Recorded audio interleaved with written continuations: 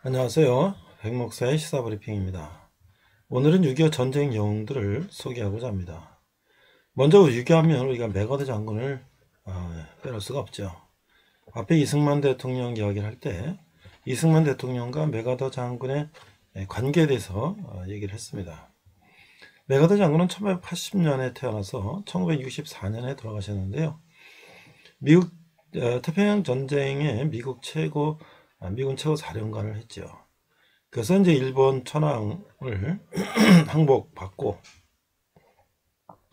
일본의 군국주의를 이제 무너뜨린 그런 주인공이 됐습니다. 6.25 전쟁에는 유엔군 최고 사령관으로 부임해서 한국 전쟁을 참전하였고 인천 상륙작전을 지해서 우리 거의 이제 대구 부산만 남았던 우리나라를 다시 역전시켜서 이제 저 압록강까지 올라갔죠.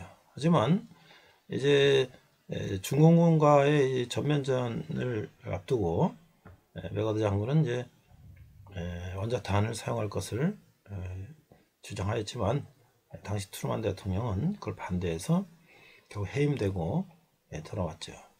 미국에 돌아왔을 때 모든 미국 시민들이 메가더 장군을 환영하는 그 퍼레이드는 대단한 장관이죠.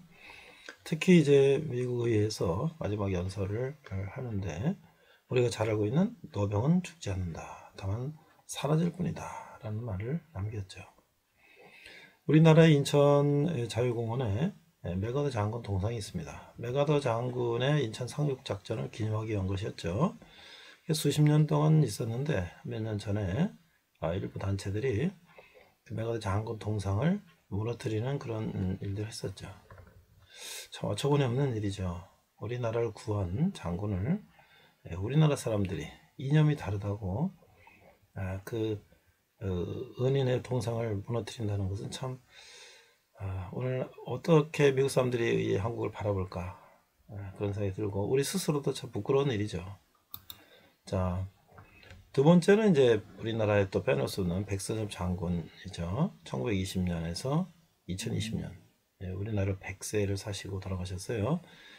만주국 육군 군관학교를 졸업하시고 간도 특설대라는 이제 그 일제에 이제 그 군대에 있었단 말이죠. 그래서 이제 그걸 이제 많이 또 이제 비판을 하고 있죠. 그러나 이제 해방 이후에 조반시 선생이 비서를 하다가 공산군이 이제 들어오니까 월남을 해서 육군에 들어갔고 6.25 때는 이제 일사단장을 했고 또 이제 북한에 이제 밀려갖고 다부동 전투에서 이제 전공을 세우고 32세에 대한민국 최초의 대장 별 4개가 됐단 말이죠. 32살에 그래서 태국 무공원장과 미국 은성 무공원장을 받았다. 휴전 회담 때도 한국 대표로 했었고 예편에는 교통부 장관 또 대사를 역임하셨어요. 최근에 2020년에 돌아가셨는데 우리 현직 대통령이 우리 6.25의 영웅을 그 조문을 하지 않은 참 그런 안타까운 일도 있죠. 우리나라를 6.25 전쟁의 패배에서 건진 메가더 장군, 한국의 전쟁영 백선 장군 있는데 그분이 돌아가셨는데 거기를 현직 대통령이 안 간다는 거 참 여기에서 보면 이걸 어떻게 생각할까요? 자, 여기 사진을 제가 찾아보니까 이런 말이 있어요. 1950년 8월 20일 날 백선엽 장군이 얘기한 거예요. Look, isn't the US troop from across the globe fighting there to help us? 자, 봐라. 지금 미국 군대는 지구를 이 반대편에서 건너와서 우리를 돕기 위해서 지금 싸우고 있지 않느냐. It is a shame to say that we will abandon them and live alone. 우리가 만약 그들을 내버려 두고 그대로 알아서 살도록 내버려 둔다면 이거야말로 부끄러운 일이 아닌가 이런 얘기를 했어요. 참 어떻게 보면 미군이 우리를 도우러 왔는데 우린 미군을 또 도와야 된다. 자, 우리가 뭐 사실 힘도 없는데 그러나 이게 바로 동맹이죠. 이게 오늘까지 우리가 지금 휴전이 유지되는 이유가 여기 있는 거 아니겠습니까? 자, 우리가 다시 한번 이런 전쟁 영웅에 대한 재평가가 있어야 될 거예요. 자, 그 다음에 우리가 이제 책에서 하나 봤던 그런 6.25 전쟁 내용들이 있는데요. 벤플리트 장군이 있습니다. 이분도 100세에 돌아가셨는데 이 부자가 다 한국 참전했어요. 한국전에. 그건 1952년에 4월 4일 아들이 몰고 출격한 B-26 폭격기가 그날 해주 북한 해주 부근에서 북한군의 대공포에 맞아 실종됐다는 소식을 들었어요. 그런데 이제 이 아들의 실종 소식을 들은 벤플리트 장군은 이제 원래 이제 파일럿가 이제 이렇게 비행기에 추락되면 헬기나 뭐 기타 특공대가 들어가서 그 파일럿을 구조하지 않습니까? 그런데 이 적진에 들어갔단 말이죠. 그러면 적진에 헬기를 띄워서 거기 특공대가 들어가면 반드시 또 아군의 피해도 있죠. 자기 아들이 파일럿가 돼서 적진에 추락해서 지금 생사를 기로에 있는데 그 수색 작전을 중단하라는 거예요. 왜? 아들 때문에 더 많은 또 미군이 희생되는 것을 막기 위해서. 참 이게 그 두 부자가 한국전에 참전해서 아들이 적진에서 생사에 기로 있는데 아들을 찾지 말라. 이게 참 있을 수 있는 일입니까? 오늘날 우리가 정말 자식들을 위해서 온갖 비리나 부정을 저지르면서 자식 달려라고 하는 사람들이 소위 사회 지도층이라는 사람들이 그런 행동을 하고 있는데 먼 외국에서 와가지고 자기 아들이 전쟁터에서 실종 상태인데 그걸 수색하지 마라. 참 우리가 부끄럽죠. 이런 모습들을 보면. 그 다음에 이제 워커 장군 부자가 있어요. 워커 장군은 1950년 6.25 전쟁이 발발하자 미 8군 사령관으로서 인천 상륙 작전을 이제 비롯한 낙동강 전투정을 지휘했어요. 근데 이 워커 장군의 아들도 소총중대 소대장으로 참전했어요. 그래서 이제 아들 샘 워커 중에 은성 무공정을 수여하려고 가다가 이 집처가 굴러가지고 불의 사고로 돌아가셨어요. 우리 저기 워커힐 호텔이 있는데 거기 워커 힐이라는 게 그 기념한 그 장소죠. 그러니까 아버지 아들이 같이 참전했고 아들이 또 소총 소대장으로 해서 그 훈장 받은 걸 아버지가 직접 주려고 가다가 아버지가 또 사망하시고 앞에 또 벤블리 장군은 또 아들이 죽고 말이죠. 정말 미국 최고의 군인들이 이렇게 참전해서 아버지가 죽고 아들이 죽고 이런 상황이 벌어졌는데 참 우리가 이거를 어떻게 생각해야 됩니까? 이게 정말 이걸 우리가 그냥 뭐 자기네들이 알아서 와서 전쟁했다 이렇게 생각할 수 있나요? 자, 마지막은 참 놀라운 우리가 정말 전혀 듣도 보도 못한 이야기예요. 이 몽클라르 장군이라는 분이 있어요. 근데 이분은 이제 원래 그 장군이에요. 준장. 프랑스의 장군인데 이제 이분이 이제 장군은 실전에 참여하지 않잖아요. 근데 이제 전투부대를 이제 파병하니까 이 프랑스 대대가 참여하는데 자기가 준장이면은 자기가 이제 대대장을 맡을 수가 없으니까 자기 계급을 2단계를 강등시켜 달라고 해가지고 자기가 중령으로 별 하나가 중령 무궁화 2개로 강등하게 해달라고 그래서 그분이 프랑스 대대가 대대를 이끌고 미국 미 이사단 23연대의 예하부대인 프랑스 대대로 들어와서 우리나라 이제 전쟁에 참여했다는 거예요. 그래서 이제 무려 5배가 넘는 중공군을 격퇴하는 그런 전공을 세우죠. 참 이런 모습을 보면서 우리가 그 외에도 우리가 무수히 많은 이 전사자들, 부상자들, 특히 무명용사들, 우리 학도병들 이런 사람들이 얼마나 많은 사람들이 희생이 있어요. 또 지금도 북한에서 우리가 포로로 잡혀간 국군 포로들 그 이창호라는 분이 그 나이 거의 60, 70 돼갖고 북한을 탈출해서 넘어오지 않았습니까? 아직도 북한에 이제 거의 다 돌아가셨겠지만 남아있는 사람들을 우리가 그들을 다시 송환하는데 과연 우리 얼마나 노력하고 있나요? 그 앞으로 우리가 전쟁에 나가서 싸우다가 포로 잡히면 우리 정부가 끝까지 나를 책임진다고 하는 그런 의식이 없다면 과연 우리 병사들이 장병들이 전쟁에 가서 목숨 걸고 싸울 수 있을까요? 지금은 총칼을 싸우는 전쟁이 아니라 이념 전쟁의 시대가 되고 있어요. 남한 내에서도. 근데 우리가 정말 우리 크리스찬들은 무슨 생각을 하고 어떻게 한국전을 바라봐야 되는가 다시 한번 생각해보는 시간이었습니다. 이상 백목사의 시사브리핑 6.25 전쟁 영웅이었습니다. 안녕하세요. 백목사의 세상 읽기. 이번 시간은 한미 상호 방위 조약에 대해서 알아보도록 하겠습니다. 자, 한미 상호 방위 조약, Korea US Mutual Defense Treaty라고 하는 것은 개요를 보면 미국과 여러 국가의 동맹 관계는 다양한 형태로 나뉘는데 미국이 소속국으로서 다른 회원국의 전쟁에 자동으로 참전하는 조약기구 형태인 이 나토가 있죠. 북대서양 조약기구. 그 다음에 이제 그 외의 동맹 국가들로 나뉘는데 그 후자는 이제 주로 비나토 동맹이라고 하는데 이 중에서 미국과 상하이 방위조약을 맺은 국가는 대한민국, 일본, 필리핀, 호주, 뉴질랜드, 브라질, 아르헨티나, 콜롬비아가 있다. 자, 근데 여기서 상호라고 하는 것은 그러면 미국이 어려움에 빠졌을 때 한국이 도와야 되느냐? 사실 그렇진 않고요. 한국을 돕는다. 미국이 이쪽으로 기능하고 있다라고 하는 거예요. 자, 체결 과정을 보니까 6.25 전쟁이 발발해서 3년이 되는데 이제 북진 통일을 이승만 대통령과 함께 주장하던 맥아더가 경질되고, 자, 미국에서는 전쟁이 3년을 계속 끌고 있으니까 빨리 휴전하자 라는데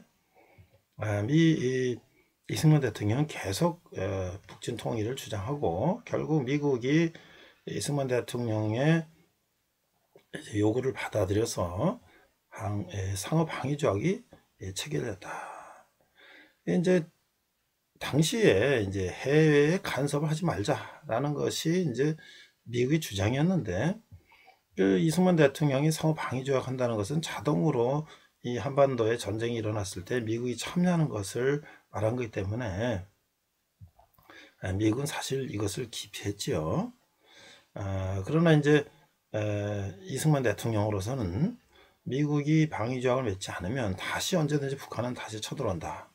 그래서 미국에 위협을 주기 위해서 6월 18일 날 방공포로 25,000명을 독단적으로 이제 해방시키는 그런 일을 벌였죠. 그래서 이제 미국에서는 이제 깜짝 놀라서 이승만을 제거해야 된다. 약속 위반자다라고 계획을 했지만 결국 이승만의 주도권을 쥐고 있었다. 자, 그래서 이제 그 당시에 한국 전쟁이 일어나서 3년 동안 이제 이승만은 사람 별로 이제 활동도 하지 못했고 이게 이제 소비에트 뉴스예요. 소련의 뉴스인데 그런데 이제 갑자기 이승만이 나타나서 뭐 이런 주장을 하는 것은 말이 안 된다. 소련 입장에서는 당연히 이것이 불만스럽겠죠. 자, 그래서 이제 이승만 대통령은 상호 방위조약 체결하지 않으면 휴전협상 우리 안 하겠다. 단독으로 북진하겠다. 이렇게 되니까 1953년 7월 휴전협정이 체결되고 다시 이제 8월 3일부터 미국과 협상이 시작됐는데 계속 이승만 대통령은 협상이 안 되면 우리는 북진 통일하겠다 라고 주장을 하기 때문에 8월 8일에 이제 드디어 이 조약이 체결됐다. 그래서 이승만 대통령은 이 조약으로 우리 후손들은 많은 혜택을 볼 것이다 라고 크게 기표했다. 근데 그것이 70년이 지난 오늘날까지 현실이 되었다고 하는 것이죠. 자, 1953년 이제 미국 워싱턴에서 변형태 외무장관과 달러스 미국 국무장관이 조인을 했고 그 1년 후 54년부터 실제적으로 이제 조약이 발효됐다. 자, 조약 전문을 보니까 이제 상호 이제 평화적으로 방위를 하는 그런 조약들인데요. 1조는 뭐냐면 당사국은 관련될지도 모르는 어떤 국제적 분쟁이라도 국제적 평화와 안전과 정의를 위태롭게 하지 않는 방법으로 평화적 수단에 의해서 해결하고 뭐 이런 식으로 돼 있고 2조는 당사국 중 어느 한 곳의 정치적 독립 또는 안전의 예부로부터 무력 공격의 위협을 받고자 있다고 할 때는 상호 방위에 이제 참여한다 이런 얘기고요. 3조는 각 당사국은 타 당사국의 행정 지배하에 있는 영토와 각 당사국이 타 당사국의 행정 지배에 합적으로 들어갔다고 인정하는 경우 어떤 이제 타의 무력 공격을 받을 때 이제 그것을 이제 행동에 돌입한다. 사전은 이제 상호 합의하에 미 합중국의 6회 공군을 대한민국 영토 내 그 부근에 배치한다. 그래서 이제 주한미군이 주둔하게 됐던 것이죠. 오조 본제왕은 대한민국과 미국 합중국에 의해서 각자 헌법상의 수석에 따라 비준돼야 한다. 그래서 서로 양국 의회에서 이제 비준이 돼야 된다라는 얘기죠. 그래서 무기한으로 유용하나 당사국청 한 그 나라가 이걸 이제 종지를 통과하면 1년 후에 이제 조약이 종지될 수 있다 하는데 뭐 여태까지 잘 지켜지고 있었죠. 자, 그 의의를 보면 2023년 현재까지도 한미 상호방위 조약은 성공적으로 사고로 평가받고 있다.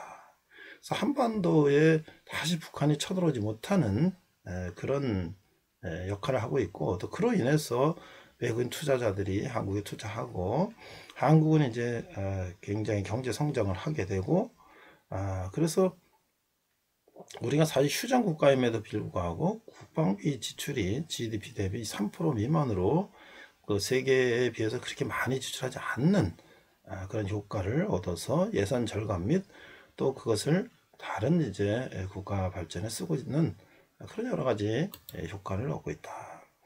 자, 미국 입장에서는 처음에는 극동의 일개 소국의 뭐 이런 조약을 맺는다는 것이 상당히 불쾌하고 뭐 이런 이제 그런 생각을 했지만 점차 한국이 이 최빈국에서 선진국을 도약하고 경제와 정치가 발전을 보면서 이것이 모범 사례가 됐다라고 미국도 이제 생각하게 되었고, 최근에 이제 중국이 G2로 이제 부상하니까 한국을 이제 그 앞에 있는 전략적 거점으로 활용하는데 미국이 상당히 한국을 이제 다시 보게 되는 계기가 되었다는 것이죠. 또 사실 중동 지역에 자유와 민주화의 바람이 불 때 미국에서 민주주의를 수출해 보려고 했지만 사실 실패에 돌아갔죠. 그래서 이렇게 정치와 경제가 같이 성장한다는 게 어렵다. 그래서 한국을 다시 보게 됐다. 그 대한민국의 국방 전력에 끼친 영향은 첫 번째 자주국방을 실현하게 되었다.